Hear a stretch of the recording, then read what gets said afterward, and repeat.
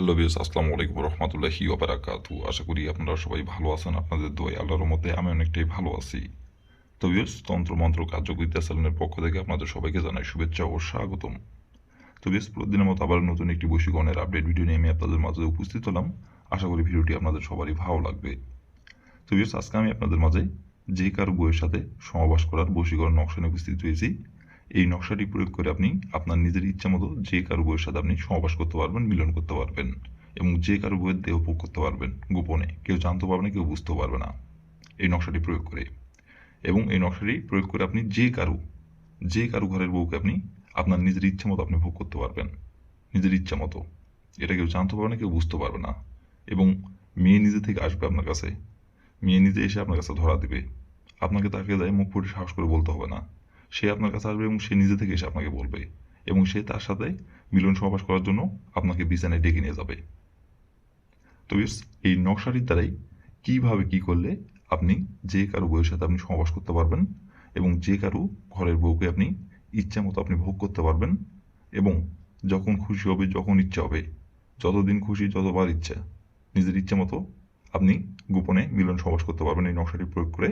কিভাবে কি করতে হবে না করতে হবে এবং কিভাবে কি করলে এই নকশাটির দ্বারাই খুব সহজেই আপনার নিজের ইচ্ছা মতো যে কারো বউয়ের সাথে আপনি সহবাস করতে পারবেন, কিভাবে কি করলে আমি ভিডিওটির মধ্যে নিয়মকানুন সব কিছু বলে দেবো।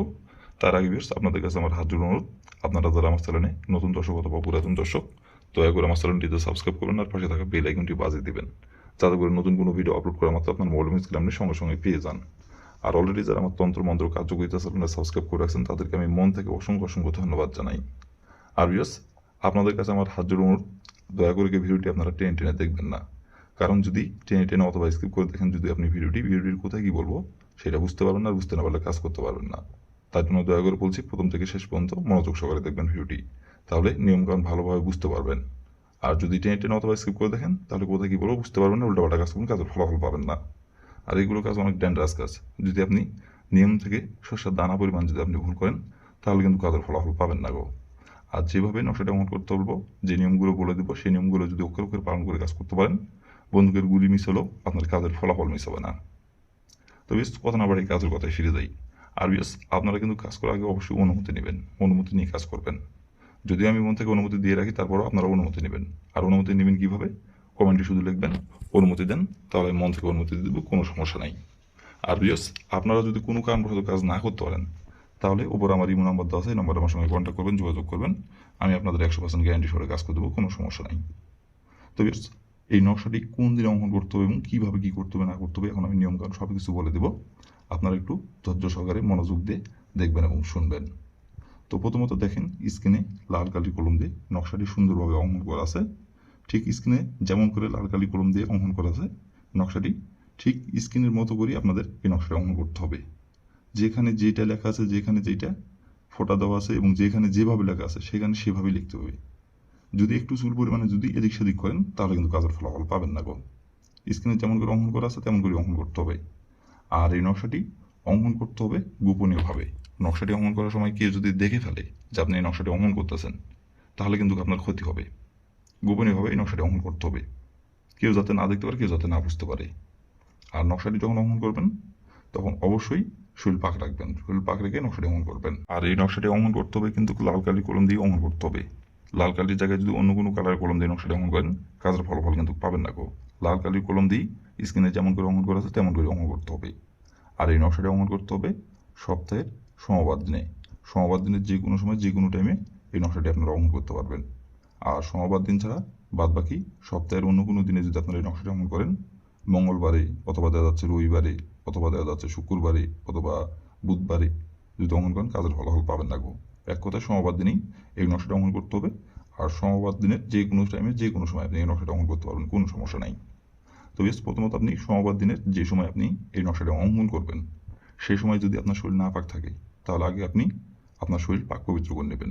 পাক পবিত্র করে নেওয়ার পরে আপনি একটি লাল কালি কলম সংগ্রহ করবেন, আর এবং আপনি একটি সাদা খাতার পাতা সংগ্রহ করবেন।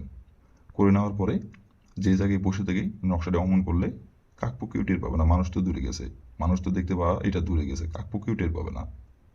তো এমন একটি জায়গায়, গোপনীয় জায়গায় বসে থেকে নকশাটি স্ক্রিনে যেমন করে অঙ্কন করা আছে তেমন করে অঙ্কন করবেন। যেখানে যেভাবে অঙ্কন করা আছে সেখানে সেইভাবে অঙ্কন করবেন। দিয়ে নকশাটি অঙ্কন করে নেওয়ার পরে নকশাটি আপনি সুন্দরভাবে ভাঁজ করবেন। ভাঁজ করার পরে আপনি যেই লাল কালির কলম দিয়ে নকশাটি অঙ্কন করছেন ওই লাল কালির কলম আপনি পুকুরের পানিতে অথবা নদীর পানিতে ফেলে দিবেন।